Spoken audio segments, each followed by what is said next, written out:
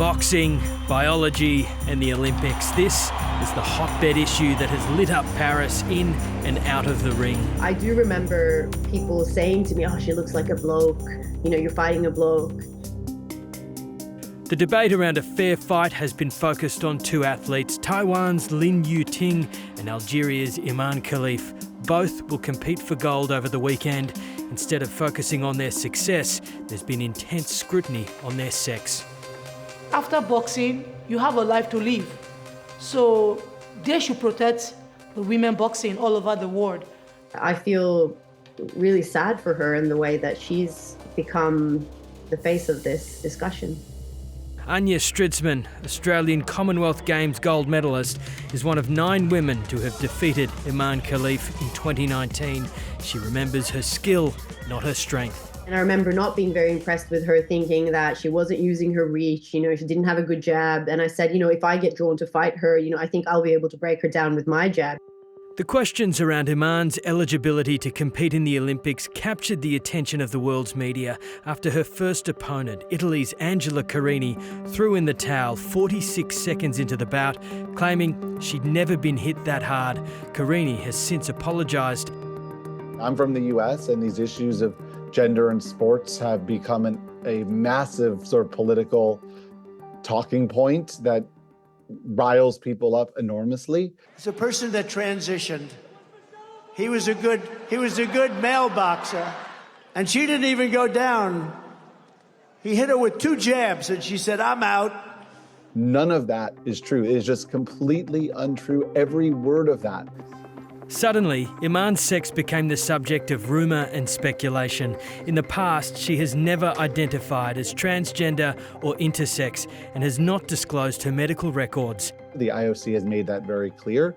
Imane Khelif was born female, has identified as female her entire life, has been raised as a girl and now a woman, and has only competed against women.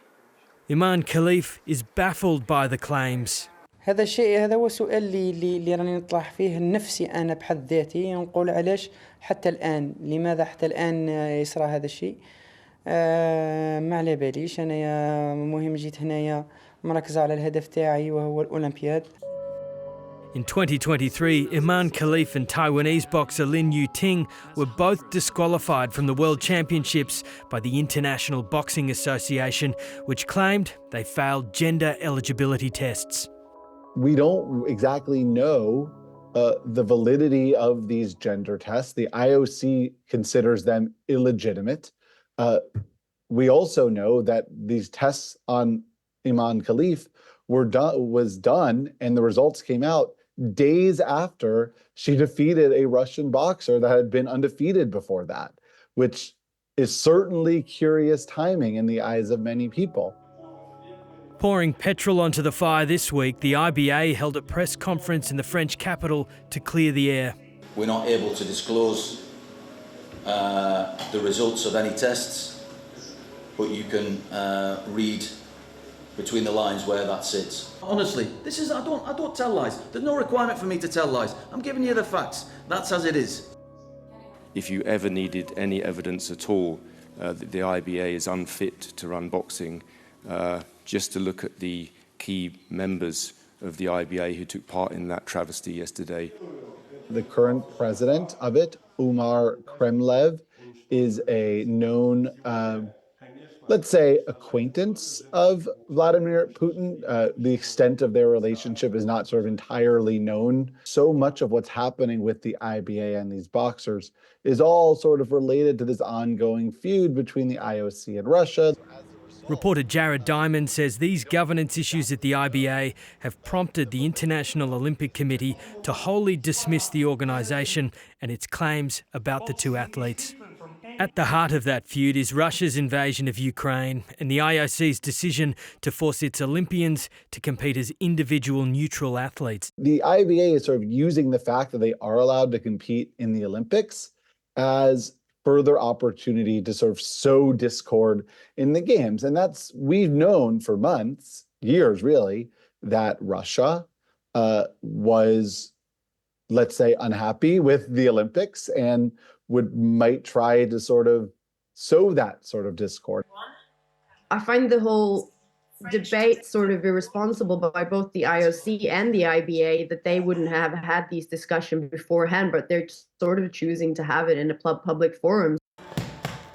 In Melbourne's East, Australian super welterweight champion Millis Agu has been watching the unfolding drama and thinks there needs to be clarity around Imane Khelif. In my years of boxing, I've never seen any woman punch as hard as the boxer I saw in the ring.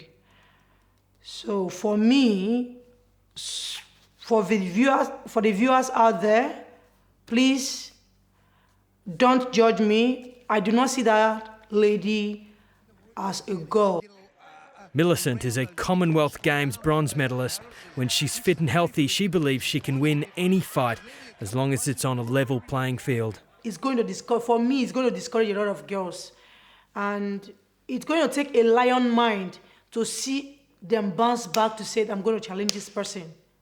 But truly speaking, it's going to discourage a lot of upcoming champions and female out there. If there's going to be boxing in the next Olympics, which is not a certainty, but if some new international federation gains worldwide support, is able to get boxing into the 28 games, it is their right to pass stricter rules about this issue that perhaps would prohibit someone like Imane Khelif from competing. We need to create a forum where we can have this discussion in a measured way, because right now we're just throwing shit at each other. For now, as the world dissects these athletes, they're both preparing for the biggest fight of their lives, which might not finish when the bell rings.